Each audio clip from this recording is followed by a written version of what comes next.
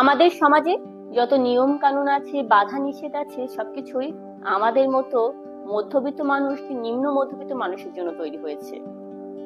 যারা ধনী পয়সাওয়ালা মানুষ আছে, যারা সেলিব্রিটি মানুষ আছে, তাদের কাছে কোনো বাধাই বাধা নয়। তারা ইচ্ছে করলে যে কোনো সময় সমস্ত নিয়ম লঙ্ঘন করতে পারে, তাতে তাদের কোনো অন্যায় হয় না, কারণ তাদের কাছে টাকা আছে, আমাদের কাছে নেই। টাকার কাছে সমস্ত নিয়ম কানুনে কখন উলটপালট হয়ে যায়। ধরুন আপনি কোনো বড় মন্দিরে গেছেন কি এমন কোনো প্রতিষ্ঠানে গেছেন যেখানে বড় বড় করে লেখা আছে, দেখবেন এখানে ছবি তোলা নিষেধ, ছবি তোলা দণ্ডনীয় অপরাধ, দয়া করে কেউ ছবি তুলবেন না। কিন্তু তবু আপনি ছবি তুলে ফেলেছেন। তারপরে কি হবে? আপনাকে সেই প্রতিষ্ঠানের লোক এসে খুব বড় বড় কিছু কথা শোনাবে, তারপরে আপনার ফোনটা নিয়ে তারা সেই ছবি বা ভিডিওগুলো সব ডিলিট করে দেবে।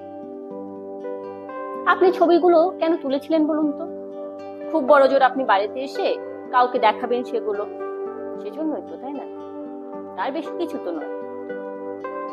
কিন্তু তবুও আপনার ফোনে সেগুলো রাখা যাবে না।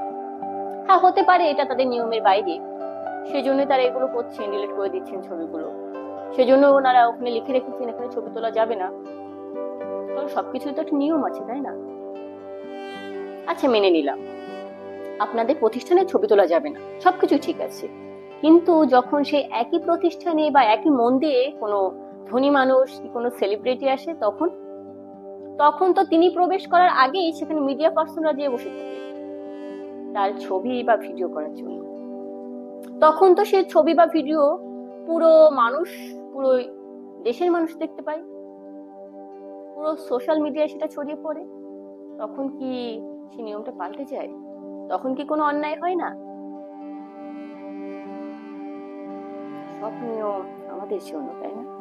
কারণ আমাদের কাছে ওই যে পয়সা কম আছে, আমরা সেলিব্রিটি নই, আমরা সাধারণ মানুষ, সেজন্য সাধারণ মানুষের না কোনো মূল্য নেই এখন। আমরা ওই সাধারণের দলেই। আর যারা ওখানে যাচ্ছে, নির্বিঘ্নে ছবি তুলছে, ভিডিও করছে, এবং সেই ছবি তার নির্দ্বিধায় টিভিতে প্রচার করছে বা মিডিয়াতে ছাড়ছে, তখন কোনো নিয়ম উল্লঙ্ঘন হচ্ছে না, তাই না? হয় না। কারণ এই দুনিয়া চাকা এখন ঘোরে টাকার জোরে। সমস্ত নিয়ম এখন পাল্টে যায় টাকার জোরে। টাকায় চলে চাকা, এটাই এখন মূল মন্ত্র হয়ে গেছে আমাদের সমাজে। যার টাকা আছে তার লোভ বল আছে, তার সবকিছুই আছে। আর যার টাকা নেই তার কিচ্ছু নেই, তার আপন মানুষও পর হয়ে যায়, ছবিগুলো ডিলিট হয়ে যায়।